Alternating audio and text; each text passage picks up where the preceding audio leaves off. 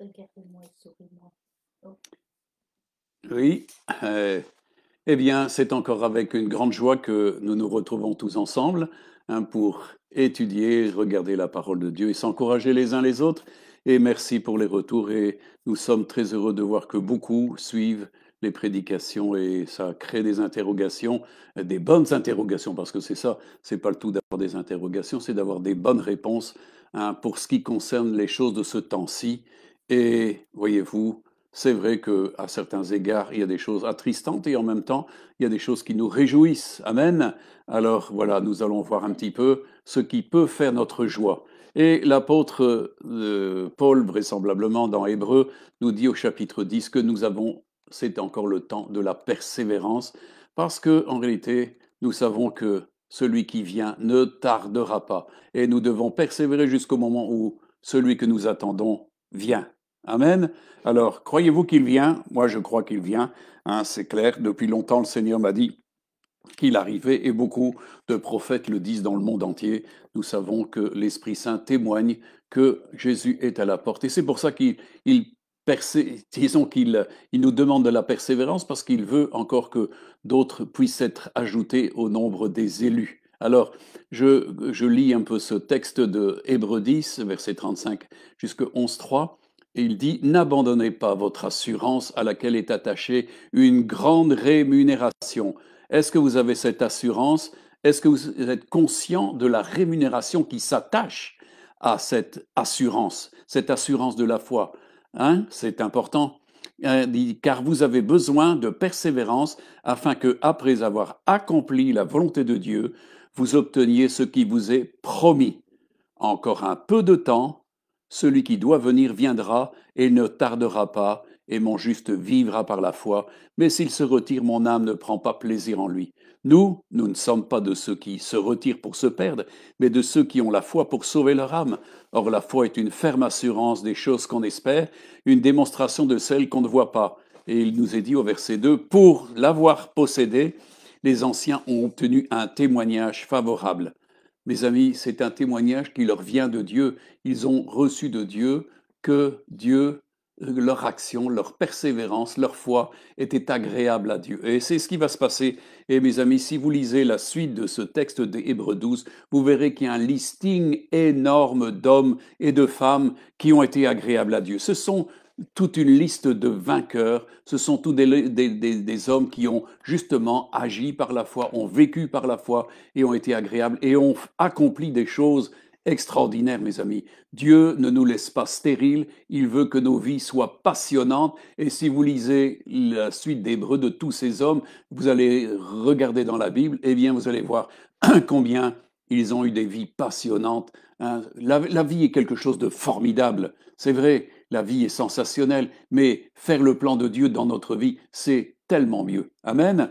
Alors comprenez l'importance de ce que l'Hébreu nous dit ici. Nous avons besoin de persévérance parce que celui qui vient ne tardera pas, mes amis. Il ne tardera pas. Il vient à son heure, à l'heure où Dieu l'enverra. Et nous sommes en plein de foi et plein d'espérance pour ce jour-là. Je voudrais encore prendre avec vous dans 1 Pierre, de chapitre 1er, versets 5 à 9, à vous qui par la puissance de Dieu êtes gardés par la foi, pour le salut prêt à être révélé dans les derniers temps. C'est là ce qui fait votre joie, quoique maintenant, puisqu'il le faut, vous soyez attristés pour un peu de temps par diverses épreuves, afin que l'épreuve de votre foi, plus précieuse que l'or périssable, qui cependant est éprouvée par le feu, ait pour résultat la louange, la gloire et l'honneur lorsque Jésus-Christ apparaîtra.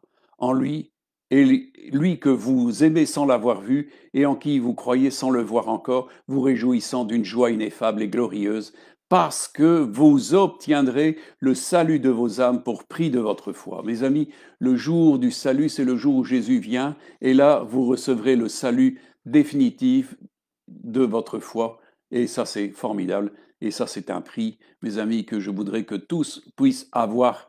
Et et là, Jésus a dit, que donnerait un homme pour son âme s'il a perdu son âme? Mes amis, le prix d'une âme, Christ l'a payé. Et nous savons que c'est par la foi que nous pouvons sauver notre âme parce que Jésus a payé ce prix. Alors, mes amis, ayez confiance dans le fait que celui qui vient, mes amis, va nous donner cette possibilité d'être véritablement les élus de Dieu, ceux qui sont sauvés, ceux qui auront part à l'éternité, à la résurrection et au règne de Christ, au règne de Dieu. Amen. Alors, mes amis, Dieu nous appelle à être des plus que vainqueurs. Est-ce que ça vous dit quelque chose d'être des plus que vainqueurs? Nous voyons que dans la Bible, Jésus nous dit dans l'Apocalypse à celui qui vaincra, à celui qui vaincra. Dieu nous appelle à être des vainqueurs. En réalité, la foi, si vous avez lu les Hébreux, comme je viens de vous le lire un petit peu plus loin, vous allez voir que c'était tous des vainqueurs. Tous étaient des vainqueurs. La foi nous permet d'être des vainqueurs. Amen. Et donc, quand l'Épître aux Romains nous parle, il dit que toutes les choses qui nous arrivent, regardez, c'est Romains 8, versets 28 à 39, nous savons du reste que toute chose concourt au bien de ceux qui aiment Dieu, de ceux qui sont appelés selon ses desseins. Mes amis, il y a toute chose. Ça veut dire que c'est toute chose. Donc, quand Dieu s'occupe de vous, il a bien l'intention justement de faire en sorte que toutes ces choses concourent pour votre bien. Et il le dit, car ceux qu'il a connus d'avance, il a aussi prédestiné à être semblable à l'image de son Fils, afin que son Fils fût le premier-né d'entre plusieurs frères. Et ceux qu'il a prédestinés, il les a aussi appelés. Et ceux qu'il a appelés, il les a aussi justifiés. Et ceux qu'il a justifiés, il les a aussi glorifiés. Que dirons-nous donc à l'égard de ces choses? Si Dieu est pour nous, qui sera contre nous? Lui qui n'a pas épargné son propre Fils, mais qui l'a livré pour nous, comment ne nous donnera-t-il pas aussi toutes choses avec lui? Qui accusera les élus de Dieu? Et si nous entrons justement dans la dimension des élus de Dieu, mes amis, les élus de Dieu, personne ne peut contester contre les élus. C'est là où Dieu nous donne une assurance. Les élus, vous pouvez regarder dans la Bible, Dieu parle de ses élus. Vous regardez dans l'Ancien Testament, vous allez voir que Dieu parle des élus avec des termes très affectueux. Il y a quelque chose qui est déclenché dans le cœur de Dieu quand il parle de ses élus et il parle de son propre Fils comme étant l'élu. Donc il y a toujours une dimension d'affection et de signes particuliers. Un élu, c'est quelqu'un qui est entré dans la dimension d'élection de Dieu. Mes amis, nous avons une perception ici du monde à propos des élections qui est un rapport qui est purement politique, commercial et de tractations diverses. Mais mes amis, Dieu nous a appelés et justement, il nous a établis dès les fondations du monde pour être ses élus. Il nous a élus avant la fondation du monde afin d'être ses enfants d'adoption. Le désir de Dieu, justement, c'est d'amener énormément d'hommes et de femmes à son élection. Il ne s'agit pas d'un programme politique, mais il s'agit du programme de Dieu. Dieu nous a appelés tous de parmi les nations, justement, à pouvoir être ses élus. Et donc ici, il nous est parlé qui accusera les élus de Dieu? À partir du moment où Dieu a élu quelqu'un, il n'y a plus d'accusation qui puisse se faire. Comprenez? Mes amis, je voudrais que vous sortiez des embûches de l'ennemi qui souvent accuse. Ici, nous avons une réponse très nette de la part de Dieu. Qui accusera si Dieu justifie? C'est ça qui est important. Un élu est quelqu'un qui est justifié. Qui peut aller contre le Fils de Dieu? Qui peut aller véritablement? Mes amis, celui qui est conscient de son élection est fort quand on peut l'accuser. Ça ne tient pas la route. Est-ce que vous comprenez ça? Mes amis, beaucoup de gens, j'ai vu dans mon ministère combien de gens restaient sous l'accusation du malin. Mes amis, l'ennemi prend beaucoup de plaisir et de ruse et de malignité justement à essayer d'accuser. Mais, mes amis, l'accusation ne tient pas pour un élu.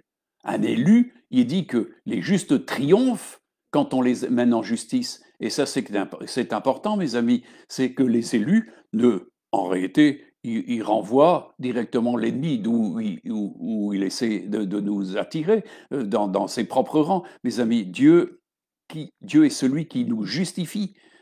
C'est Dieu qui justifie. Et qui condamnera? Christ est mort et bien plus il est ressuscité et il est à la droite de Dieu, il intercède pour nous. Est-ce que vous comprenez que Jésus a gagné une autorité, une juridiction que personne ne peut atteindre? Et il nous est dit que Jean a vu dans l'Apocalypse qu'il y avait 7 sceaux qui devaient être là et personne n'était rendu digne de pouvoir ouvrir 7 sceaux et Jean pleurait. Mais l'ange lui dit, ne pleure pas. Le lion, l'agneau, le lion de Juda, l'agneau Jésus, a triomphé et il s'est assis à la droite de Dieu. Qu'est-ce qu'il a reçu à la droite de Dieu? Il a reçu toute puissance dans les cieux et sur la terre. Et il est là et il règne, mes amis. Et c'est lui qui nous justifie. Comprenez que Dieu est pour nous à partir du moment où nous sommes en Christ. Amen. Et on peut comprendre qu'ici, tout concourt. On se dit, mais pourquoi toutes les choses concourent? Eh bien, parce que nous sommes simplement en Christ. Et comme il le dit ici, Dieu nous donnera-t-il pas toutes choses avec lui? Il a fallu que son propre Fils soit rompu, brisé, qu'il donne son sang, mes amis. À combien plus forte raison nous donnera-t-il toutes choses avec lui, en lui? Mes amis, nous sommes appelés à régner avec lui. Nous sommes appelés à vivre des choses étonnantes, mais c'est lui qui nous établit comme vainqueurs. Celui qui est en Christ va toujours vaincre, mes amis. Alors qu'on comprend que ici, qui accusera les élus de Dieu? Il n'y a pas de possibilité. Pourquoi? Parce que nous sommes entrés dans une dimension qui sont les élus de Dieu. Et comme je le disais tout à l'heure, Dieu a énormément d'affection. Relisez les textes anciens où Dieu parle de ses élus. Vous verrez les privilèges des élus. Ils vivront dans une terre renouvelée, dans des cieux renouvelés, tout ce qui s'ensuit. Et ça, c'est la part des élus. Les autres n'ont pas part à ça. Donc, c'est important de comprendre l'importance de cette victoire qui nous est accordée en Christ. Alors, je vais un peu plus loin. Donc, il est à la droite de Dieu et il intercède pour nous. Amen. Mes amis, qui intercède? Les morts, ils n'intercèdent pas pour nous. Il n'y a pas de place pour des morts auprès de Dieu pour l'instant. Seul Christ est celui qui est le médiateur et c'est celui qui intercède pour nous auprès du Père. Déjà dans son vivant sur la terre, il a intercédé pour nos coupables et il continue à la droite de Dieu d'intercéder pour nous. Il est le grand et puissant sacrificateur et c'est lui qui justement peut justement recevoir le sacrifice de notre foi pour justement nous apprécier et nous donner toute espèce de victoire et de faire concourir tout. Et comme un peu plus loin, je lis ensuite, qui nous séparera de l'amour de Christ? Serait-ce la tribulation ou l'angoisse ou la persécution ou la faim ou la nudité ou le péril ou l'épée? Selon qu'il est écrit, c'est à cause de toi qu'on nous met à mort tous les jours, qu'on nous regarde comme des brebis destinées à la boucherie. Mes amis, on sait qu'en tout temps, l'ennemi a persécuté les enfants de Dieu et particulièrement ceux qui croient à Christ. Mais il nous est dit ici, et ça c'est formidable, mais dans toutes ces choses, nous sommes plus que vainqueurs par celui qui nous a aimés. Car, dit-il, j'ai l'assurance que ni la mort, ni la vie, ni les anges, ni les dominations, ni les choses présentes, ni les choses à venir, ni les puissances, ni la hauteur, ni la profondeur, ni aucune autre créature ne pourra nous séparer de l'amour de Dieu manifesté en Jésus-Christ notre Seigneur. Amen. Mes amis, c'est quelque chose de formidable. Amen. C'est la révélation et justement, régulièrement je reçois des choses parce qu'il y a une question de temps. Et les temps, mes amis, c'est toujours Dieu qui les décrète. Et il m'a dit, voilà, c'est le temps de mes élus. C'est le temps où va être manifestés les vrais vainqueurs, les vrais élus, parce qu'ils seront significatifs de l'appel, de la vocation. Parce que l'apôtre nous dit bien qu'il y a beaucoup d'appelés et peu d'élus. Qui sont les élus? Eh bien justement, comme nous invite l'apôtre Paul, de travailler à notre élection et à notre vocation. C'est Dieu qui donne les critères de l'élection. Et il est important de se rendre digne de cette élection. Et c'est pour ça que beaucoup ont chuté, c'est pour ça que beaucoup qui étaient appelés à la vocation, à un appel, n'ont pas répondu. Si vous lisez encore dans Isaïe, vous allez voir que Dieu dit, je les ai appelés, mais vous n'avez pas voulu écouter. Et il parle des élus. Il y a ceux qui sont des élus et qui vont entrer en possession de la nouvelle terre, des nouveaux cieux, tout ça. Ce sont des élus, les autres ne vont pas le faire. Les autres n'auront rien du tout. Pourquoi? Parce que à cet appel que Dieu a donné aux hommes, peu ont répondu. C'est pour ça qu'il est dit, il y a beaucoup d'appelés. Donc appelés à quoi? Eh bien justement à l'élection divine. c'est entrer dans le planning de Dieu, c'est entrer dans le programme de Dieu. Mais peu sont intéressés parce qu'ils sont intéressés par d'autres programmes que celui de Dieu. Et en fin de compte, ils laissent la dimension de l'élection, de leur vocation, de leur sanctification, de leur purification, de leur régénération. Tout ça est une dimension complètement oubliée. Mais Dieu a les yeux sur les justes. Et les justes, ce sont ceux qui justement sont entrés dans leur élection, dans leur vocation, et qu'ils y travaillent avec persévérance, parce qu'on sait que quand Jésus va venir, eh bien, vous aurez vraiment le temps où Dieu vous reconnaît comme étant ses enfants, et vous allez entrer dans la gloire. Amen. Alors, mes amis, on comprend l'importance de ces temps que nous allons vivre bientôt. Marc nous dit dans Marc 13, versets 26 à 37, « Alors on verra le Fils de l'homme venant sur les nuées avec une grande puissance et avec gloire. Alors il enverra les anges et il rassemblera les élus. » Mes amis, Dieu ne rassemble que des élus. Ceux qui prétendent être des élus mais qui ne le sont pas verront tout de suite la distinction. Et on sait qu'il y aura sélection, une sélection drastique, parce que les anges ne se tromperont pas. Il nous est dit que de deux personnes dans un lit, l'une sera prise, l'autre laissée, et ainsi de suite. Pour ceux qui connaissent la parole de Dieu, savent qu'il y a là toute une séparation, parce que Jésus a dit que c'est les anges qui font la moisson à la fin. Donc, et ils rassembleront, c'est ce qu'il est dit ici, il enverra les anges, et il rassemblera les élus des quatre vents de l'extrémité de la terre jusqu'aux extrémités du ciel. Et il dit, instruisez-vous par une comparaison tirée du figuier, dès que ses branches deviennent tendres et que les feuilles poussent, vous connaissez que l'été est proche. De même, quand vous verrez ces choses arriver, sachez que le Fils de l'homme est proche à la porte. Je vous le dis en vérité, cette génération ne passera pas que tout cela n'arrive. Le ciel et la terre passeront, mais mes paroles ne passeront pas. Pour ce qui est du jour ou l'heure, personne ne le sait, ni les anges dans le ciel, ni le Fils, mais le Père seul. Prenez garde et veillez et priez, car vous ne savez quand ce temps viendra. Il en sera comme d'un homme qui, partant pour un voyage, laisse sa maison, remet l'autorité à ses serviteurs, indique à chacun sa tâche et ordonne au portier de veiller. Veillez donc, car vous ne savez quand viendra le maître de la maison, ou le soir, ou au milieu de la nuit, ou au chant du coq, ou le matin, et craignez qu'il ne vous trouve endormi à son arrivée soudaine. Ce que je vous le dis à tous, veillez. Mes amis, Dieu, ici, au travers de ce que Jean nous enseigne Jésus, nous dit qu'il y a un temps de fixer. C'est lui qui a fixé les temps. Et il enverra son Fils au bon moment et il enverra ses anges, c'est clair.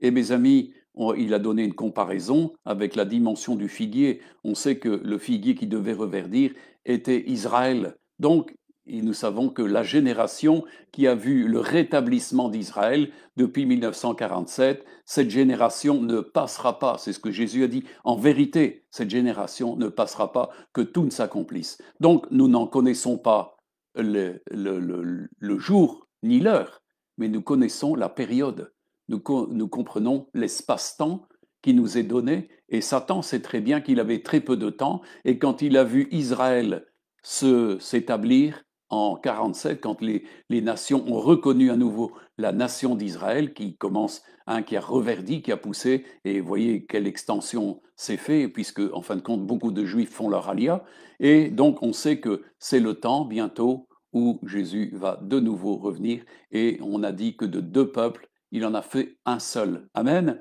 Il a renversé le mur de l'inimitié. Pourquoi? Eh bien parce qu'il rassemble les élus juifs, hébreux, et les élus parmi les païens. Amen. Donc c'est un temps où justement les anges vont venir et vont rassembler les élus. Ce sont les vainqueurs. Ce sont les vainqueurs. Ce sont les grands vainqueurs de la situation. Pourquoi? Eh bien parce qu'ils ont dû persévérer. On a vu toutes les épreuves qu'ils ont traversées. Ils l'ont fait avec persévérance, se réjouissant de tout, cherchant à pratiquer ce qui était bien, cherchant à faire leur vocation, à faire les œuvres. Tout cela, ce sont des traits signalés de la dimension des véritables justes. Et comme on l'a vu ici, Jésus dit, prenez garde, veillez et priez.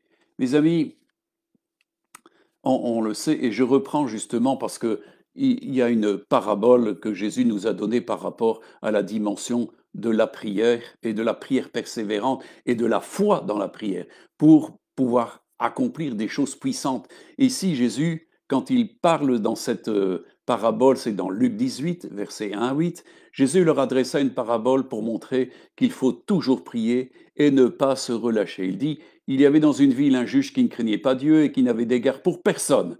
Il y avait aussi dans cette ville une veuve qui venait lui dire, fais-moi justice de ma partie adverse. Pendant longtemps, il refusa, mais ensuite il dit en lui-même, quoique je ne craigne point Dieu et que je n'ai d'égard pour personne, néanmoins parce que cette veuve m'importune, je lui ferai justice afin qu'elle ne vienne pas sans cesse me rompre la tête. Le Seigneur ajouta, entendez ce que le dit le juge inique. Et Dieu ne fera-t-il pas justice à ses élus qui crient à lui nuit et jour, et tardera-t-il à leur égard? Je vous le dis, il leur fera promptement justice, mais quand le Fils de l'homme viendra, trouvera-t-il la foi sur la terre? Mes amis, je reprends ça parce que j'en ai déjà parlé, et c'est ici quelque chose de très important.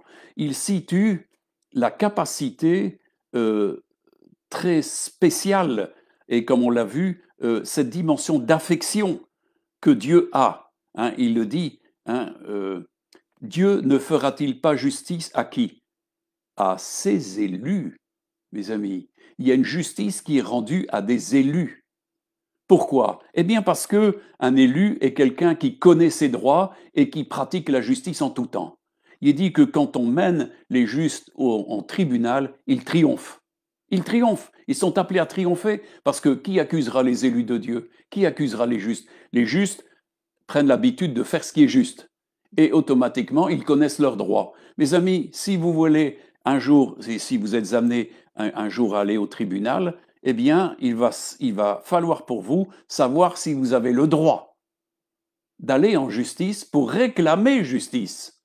Comprenez ici, il y a quelque chose qui est à comprendre parce que moi je dis souvent qu'en fin de compte, dans les églises, on devrait apprendre le droit et la justice, comme Jésus l'a dit, occupez-vous du royaume de Dieu et recherchez la justice de Dieu parce que vous aurez tout par au-dessus. En réalité, un juste est appelé à triompher et recevoir beaucoup parce que nous sommes volés de beaucoup. Donc, si nous en appelons en justice, c'est pour faire valoir des droits. C'est pour faire valoir des droits. Un élu est quelqu'un qui est capable de faire valoir ses droits. Et ça, c'est important, mes amis. Il faut être des experts en justice pour réclamer ses droits. Mais si vous voulez aller au tribunal, il faut savoir si vous êtes juste, parce que sinon, vous ne triompherez pas.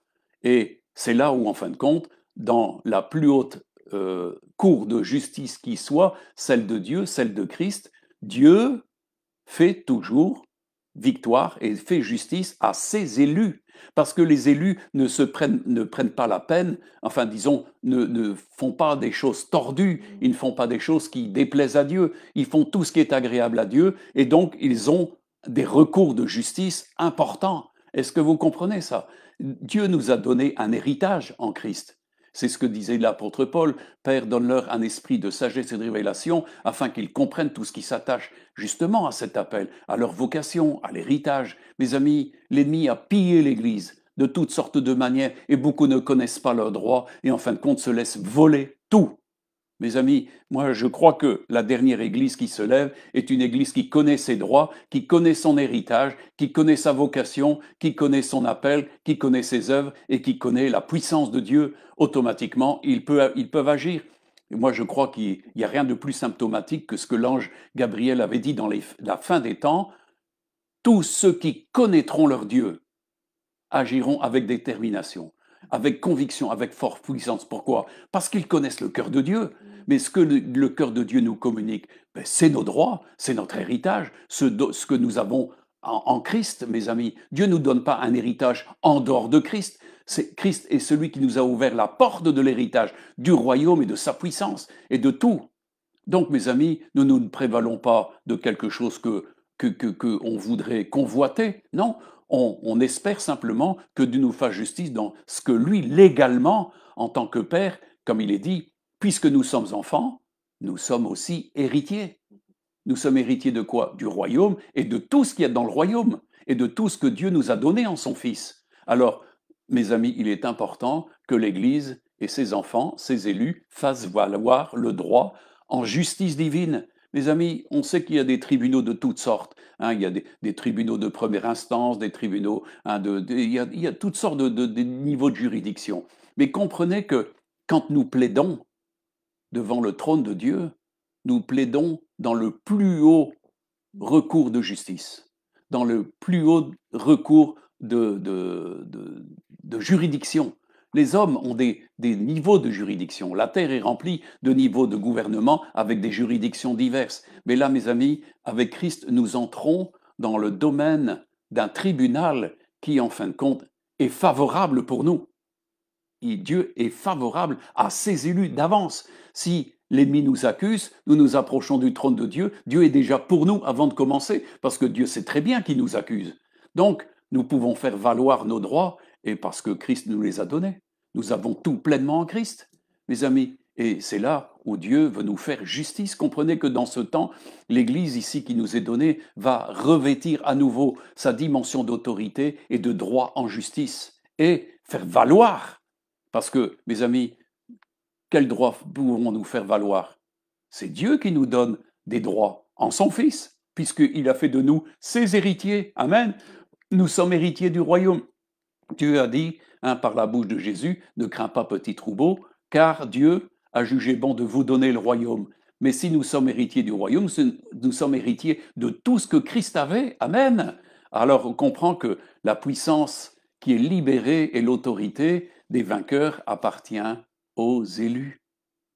Les élus, Dieu a une faveur pour eux. C'est pour ça que vous verrez toujours dans les textes que Dieu parle de ses élus avec beaucoup d'affection. Ce sont ceux qui sont entrés dans son élection. Et il n'y aura dans l'enlèvement que ceux qui seront élus. Il n'y aura pas d'autre chose. C'est pour ça que, en fin de compte, beaucoup rateront leur élection pour la simple bonne raison, comme Jésus l'a dit, veillez et priez, parce que moi je vais venir au moment où vous n'y attendez pas. Ce que je le dis à tous, veillez. Et on sait qu'il y aura des veuves, des vierges endormies. Mes amis, ce n'est pas le moment de vous endormir, c'est le moment de combattre encore et de persévérer encore. Et c'est vrai, moi je crois que c'est vrai qu'il y a encore des tribulations, il y a encore des choses, ça va secouer. Vous savez, moi le Saint-Esprit m'a montré qu'il faut attacher sérieusement, comme dans un avion, nos ceintures, et les ceintures de la foi et les ceintures de la vérité, parce que ça va encore secouer, il y a des choses qui vont encore se faire. Mais, mes amis, dans toutes ces choses, on ne doit pas être troublé. On sait qu'au travers de tout ça, comme il est dit dans la parole que nous allons lire, que Dieu fait tout concourir pour le bien de ceux qu'il aime, de ceux qu'il a appelés selon ses desseins. Ça, ce sont les élus. Mes amis, les élus vont triompher de toutes les tribulations. Dieu a des solutions à tout, même dans les pires circonstances. Vous regardez l'histoire d'Israël, mes amis, essayez d'imaginer qu'est-ce que c'était que de donner à manger et à se vêtir et à boire à plusieurs millions de gens qui étaient dans le désert. Eh bien, mes amis, ils ont vécu 40 ans dans le désert et leurs vêtements ne s'est pas usé, leurs chaussures ne s'est pas usées et ils sont sortis en bonne santé du désert pour rentrer dans le pays de Canaan. C'est dire que Dieu avait les moyens de garder son peuple dans les pires circonstances. Mes amis, ils sont sortis en bonne santé. Tous ceux qui devaient rentrer dans l'héritage, c'était les élus. Les autres ne sont pas rentrés dedans. Les autres, leurs os ont blanchi dans le désert. Mais les autres sont rentrés, c'était les élus. Il y a ceux qui se bagarrent et qui gardent la foi pour justement être les élus. Ce sont des vainqueurs, à l'instar d'hommes comme Caleb, comme Josué, qui sont rentrés dans leur héritage. Mes amis, nous allons bientôt rentrer dans notre héritage. Alors, ce n'est pas le moment de baisser les bras, mais c'est au contraire d'être fortifié dans la foi, parce que c'est ce que Jésus a dit, quand le Fils de l'homme viendra, est-ce qu'il trouvera la foi? Parce que quand il s'agit d'être un élu, c'est ce que Jésus reproche. Pourquoi est-ce que vous vous relâchez?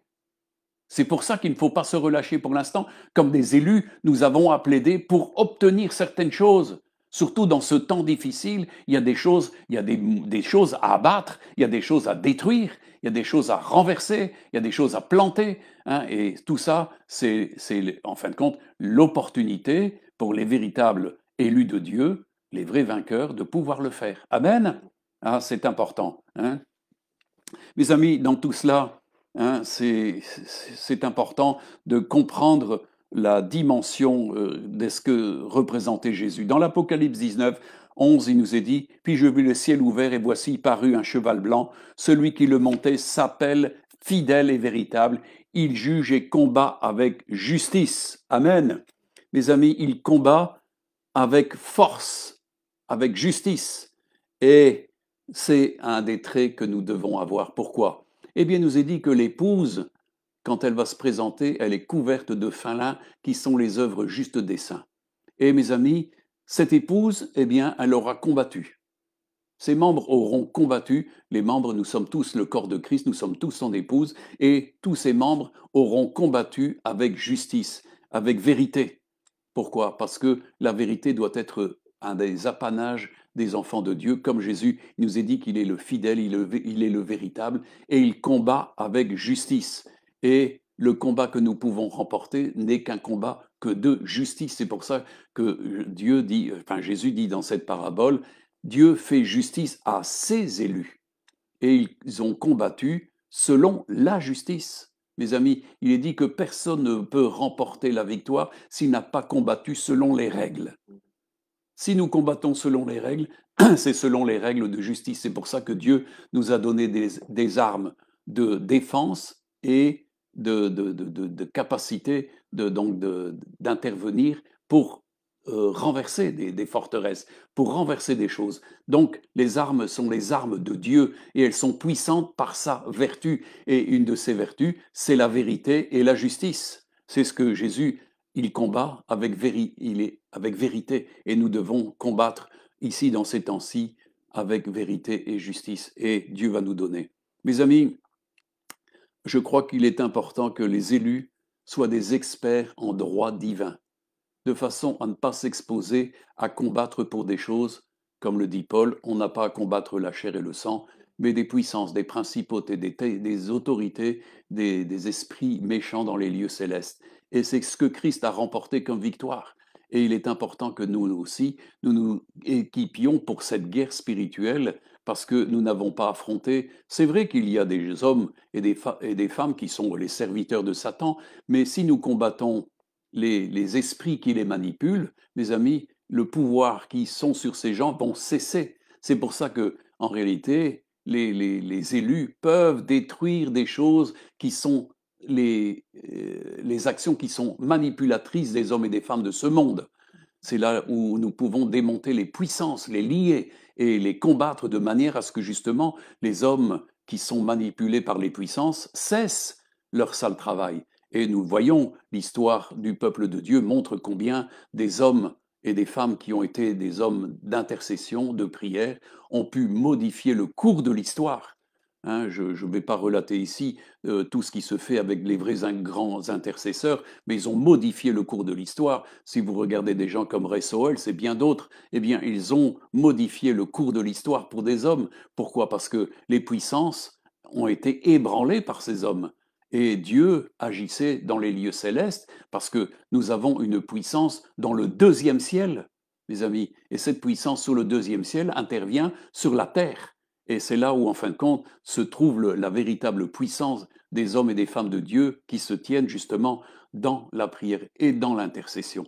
Comme Jésus lui-même intercède, et mes amis, automatiquement, quand il intercédait après, eh bien, il mettait les démons en fuite. Hein. Mes amis, il n'a pas mis les légions romaines en fuite. Hein. Il n'est jamais venu délivrer Israël des occupants romains, mais il a chassé partout les démons qui manipulaient les Romains. Donc, des royaumes comme ça sont tombés. Pourquoi? Parce que les puissances qui étaient derrière ces royaumes, ces dynasties, ces tyrans et tout ce qui s'ensuit, ont été dépouillés. À partir du moment où il y a une victoire dans les lieux célestes contre les puissances qui manipulent les hommes, mes amis, la liberté est donnée au peuple de Dieu. Quand on voit Paul qui disait de prier pour les autorités afin qu'on mène une vie paisible, bien mes amis, quand on combat pour ces autorités, nous avons affaire aux puissances démoniaques qui veulent diriger ces autorités. Et on sait qu'actuellement, il y a des conflits qui se font au niveau céleste, dans le deuxième ciel, contre des puissances qui manipulent ici pour la mondialisation. On sait que l'Église est appelée justement à intervenir jusqu'au dernier bout, hein, jusqu'au dernier temps où, en fin de compte, l'Antéchrist paraîtra. Pourquoi? Parce que il faut que tous ceux qui doivent encore hériter du salut et dont les noms sont déjà inscrits dans le livre de vie puissent arriver à la vie. Et c'est pour ça que l'Église est appelée à combattre jusqu'au bout, pour justement cela. On sait que pour certains, c'en est terminé, la grâce est terminée pour eux. Mais il y a encore d'autres qui doivent hériter du salut, et Dieu nous a appelés justement dans ce dernier combat, dans cet ultime combat, parce que c'est le combat d'un réveil, et on l'a vu la fois passée, le fleuve de l'Esprit qui sort du trône de l'agneau et de Dieu va en grandissant, va en grossissant et va en efficacité. Et je crois que justement va être rendue à l'Église une puissance du Saint-Esprit qu'elle n'a peut-être jamais connue au point où elle va la connaître. Et ça, c'est important, mes amis, parce que c'est quelque chose qui est réservé à des plus que vainqueurs, à des élus.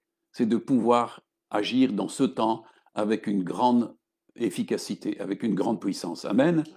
Et on sait que, et c'est là où, comme je le disais tout à l'heure, les élus, ce sont des experts en droit divin, un peu comme Jésus, on l'a vu la fois passée, je vous le répète, ce passage d'Ésaïe 49, le verset 4, et il dit, et moi, donc c'est Jésus qui parle, et moi c'est en vain que j'ai travaillé, et c'est pour le vide et le néant que j'ai consumé ma force, mais mon droit est auprès de l'Éternel, et ma récompense est auprès de mon Dieu. Mes amis, c'est ça la dimension des élus. Mon droit est auprès de l'Éternel et ma récompense et ma rétribution est auprès de mon Dieu. Elle est en Christ, ma rétribution. Et Dieu peut rétribuer notre foi et notre combat par des victoires. Dieu veut nous donner la victoire, mes amis. Et nous savons que nous avons des ennemis, mais c'est là où, en fin de compte, on fait valoir notre droit en Christ. Notre droit est réservé exclusivement dans ce que Dieu nous a accordé en Jésus. C'est inutile de vouloir essayer d'agir autrement. Notre droit se trouve exclusivement dans l'héritage que nous avons en Jésus, et ça, c'est dans la volonté de Dieu. Si nous plaidons selon la volonté de Dieu, Dieu sera toujours avec nous. C'est ce que nous dit l'apôtre Jean. Si nous demandons quelque chose selon sa volonté, eh bien, nous savons qu'il nous écoute, et s'il nous écoute, nous possédons la chose que nous lui avons demandé. Donc, ça veut dire que en combat, ça veut dire que vous possédez ce que Dieu avait prévu de vous donner en Christ. Toutes choses sont préparées, mais encore une fois, parfois, il y a de l'empêchement, l'ennemi veut vous voler, et c'est là où on se lève en justice et on combat, justement, parce que c'est notre droit. Beaucoup de gens ont laissé tomber leurs droits et se sont laissés avoir. Si vous prenez l'exemple, et j'en ai déjà cité déjà par le passé, plein de gens qui ont combattu parce qu'il y avait une question de droit. Mes amis, si Dieu vous a donné une promesse, ça vous donne un droit. Et l'ennemi ne peut pas vous voler cette promesse. Mais c'est une question de foi. Amen. Hein? Alors, mes amis, Hébreux 12 nous dit au verset 15 et à 17, veillez à ce que nul ne se prive de la grâce de Dieu et qu'aucune racine d'amertume poussant des rejetons ne produise du trouble et que plusieurs n'en soient infectés, à ce qu'il n'y ait ni impudique ni profane comme Ésaü qui pour aimer vendit son droit d'aînesse. Vous savez que plus tard, voulant obtenir la bénédiction, il fut rejeté, quoiqu'il la sollicita avec larmes, car son repentir ne put avoir aucun effet. Mes amis, quand Dieu nous a appelés, eh bien, il y a avec son appel énormément de grâce, énormément de choses. Et ici, l'apôtre qui parle aux Hébreux nous parle d'un homme qui, en fin de compte, avait des droits. Et il nous est dit que, je relis ce passage, à ce qu'il n'y ait ni impudique ni profane comme Ésaü qui, pour aimer, vendit son droit. C'est-à-dire qu'il n'y avait plus de recours en justice, mes amis. Quand quelqu'un perd son droit devant Dieu, eh bien, il nous est dit ici, comme Ésaü, qu'il a perdu ce droit. Quelqu'un qui oublie sa vocation et son élection, mes amis, perd tous ses droits.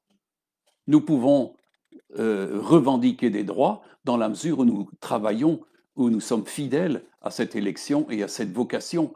C'est pour ça que les anges viennent rechercher des gens qui sont fidèles à leur élection et à leur vocation et qui y travaillent, et pas comme Ésaü qui a, en fin de compte, a vendu son droit.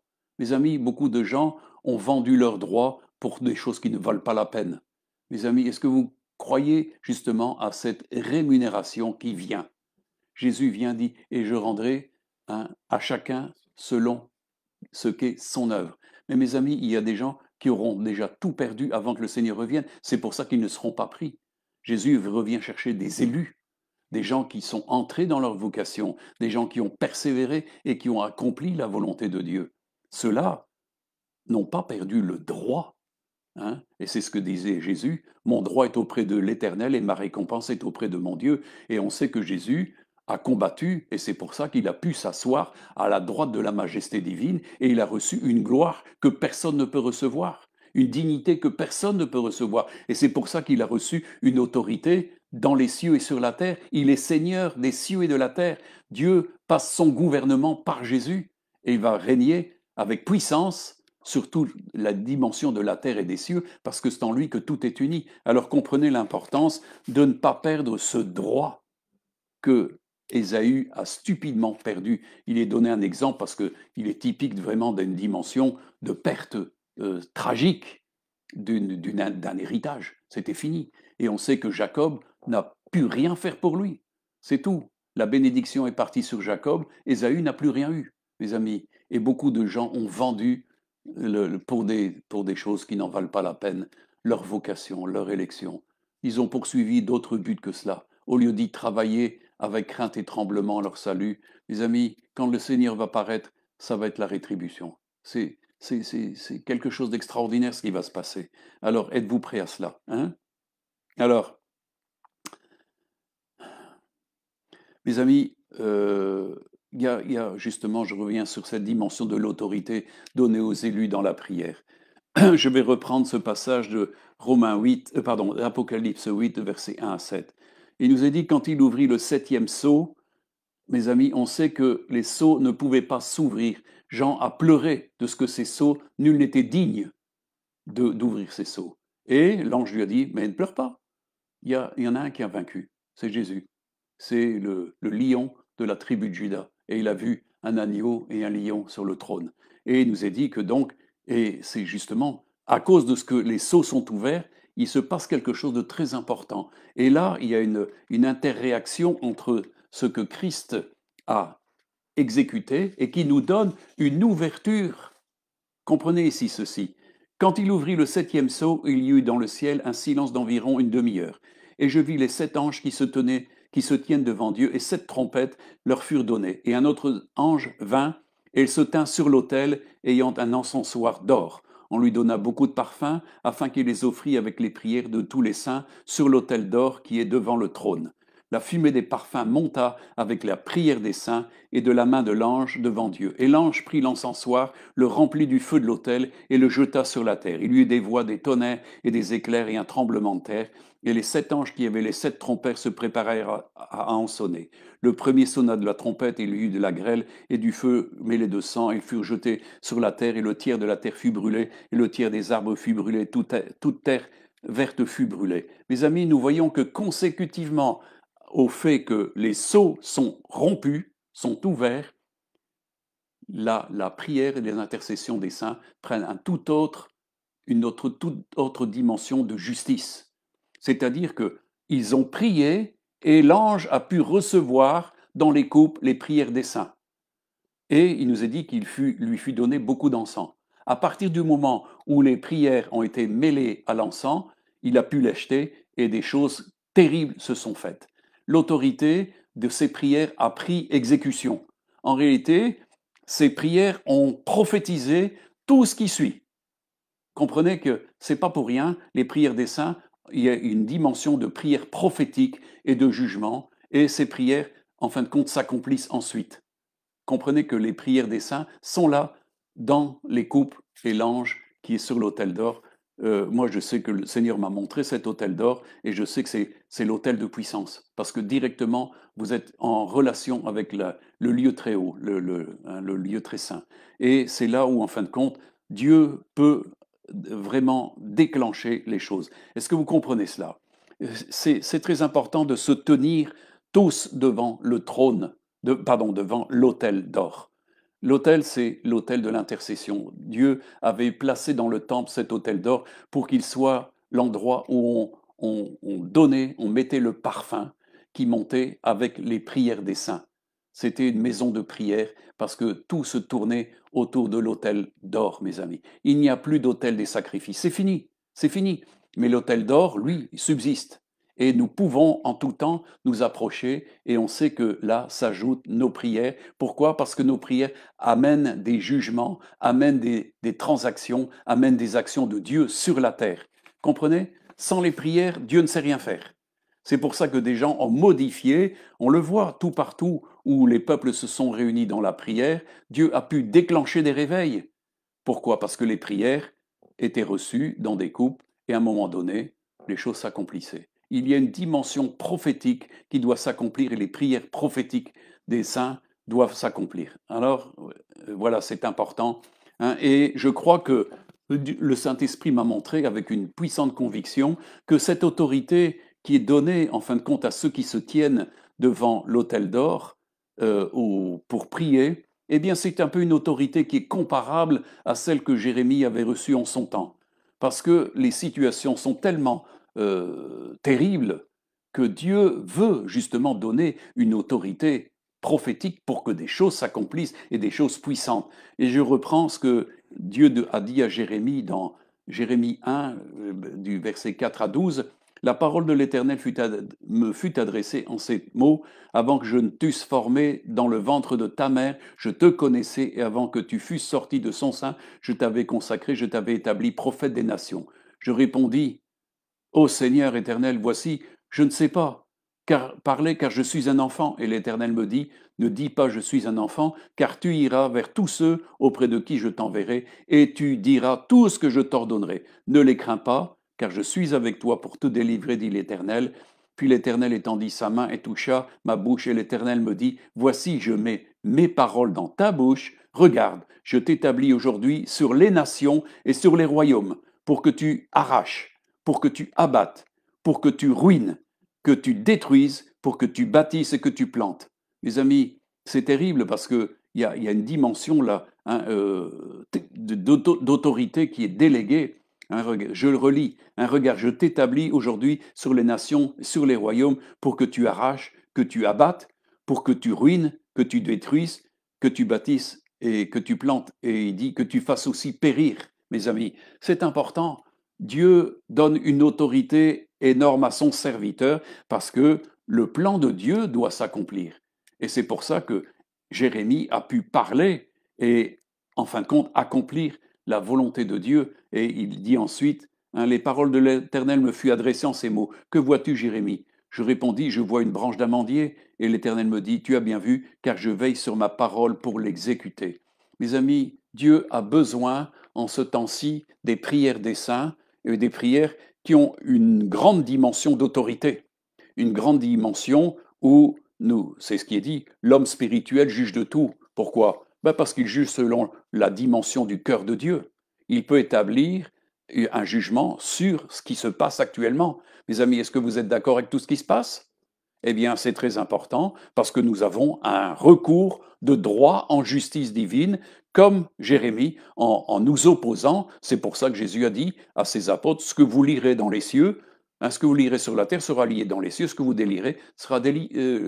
Voilà, il y a toute une relation qui se fait de délier et de lier. Hein, de délier, de lier, c'est important, c'est une autorité que Dieu nous donne et d'empêcher justement les autorités. Et on sait que les réveils qui sont venus sur la terre ont toujours été un moment où, en fin de compte, l'Église, unie dans la prière, a remporté un succès contre les principautés, contre les autorités, et ces autorités, qui, en fin de compte, avaient une juridiction sur un endroit, ont perdu cette autorité parce que l'autorité de Dieu prévalait pour les élus sur une situation, parce que nous nous prévalons, parce que nous sommes l'armée de l'Éternel et nous pouvons réclamer ce que Dieu nous a donné. Mes amis, si Dieu nous a donné, et moi, ce que je fais depuis 45 ans, c'est que je réclame ce que Dieu nous a donné, qu'il a déjà donné à d'autres ici, parce que ça appartient à Dieu.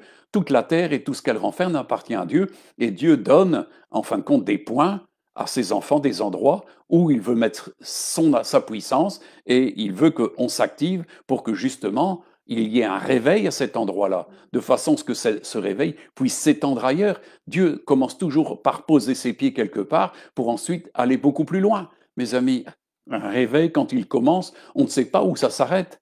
Bien sûr, des hommes ont arrêté les réveils de Dieu, mais Dieu, dans un premier temps, veut avancer. Et il faut que justement, et c'est toujours par la prière persévérante des justes que cela se fait. Il est dit d'imiter ceux qui, par leur foi et leur persévérance, héritent des promesses de Dieu. Dieu nous a donné et des promesses, mes amis. Et je crois que beaucoup d'entre vous ont ce sentiment d'avoir reçu des promesses. Et Dieu veut que vous teniez devant son trône, justement, pour faire valoir ces promesses, les mettre à exécution, ou parce que c'est le temps de Dieu, c'est le temps des élus, c'est le temps des élus qui ont autorité et qui décrètent, et on voit les choses s'accomplir. Amen. Je crois qu'une grande puissance va être rendue à une église qui n'est pas une église apostate, mais qui a renouvelé sa foi, sa consécration, son amour de Christ, et je crois que ça va faire énormément de bien partout. Amen. Alors, mes amis, hein, on a compris qu'il faut absolument persévérer, parce que nous avons besoin de persévérance. Celui qui vient ne tardera pas, dit la parole, mais on a besoin de persévérer même au travers de tout ce qui se passe, car Dieu est puissant pour nous délivrer de tout ça et nous donner les victoires dont il a parlé. Amen. Mes amis, Dieu n'est pas un homme pour oublier et regretter ce qu'il a dit. Comme il a dit à Jérémie, j'accomplis toujours ma parole. Je veille sur ma parole, sur mes promesses pour les accomplir. Alors, quelles sont les promesses que Dieu vous a données? C'est important, mes amis. Il faut s'attacher à ce que Dieu vous a dit parce que c'est votre droit. Ne vous faites pas voler votre droit. Vos droits sont inscrits en Christ dans tout ce qu'il a donné en héritage à chacun d'entre nous en Christ. Amen. Il nous a donné un héritage qui ne peut se souiller, qui ne peut se flétrir, qui ne peut se corrompre, un héritage qui nous est réservé dans les cieux. Amen. Alors, comprenez la capacité que nous avons de nous tenir tous ensemble devant le trône de Dieu, devant cet autel d'or et de plaider. Hein, j'ai encore beaucoup de choses à vous dire, comme je le dis souvent, mais bon, je vais arrêter parce que la prédication, la bande, hein, c'est limité. Et donc, non,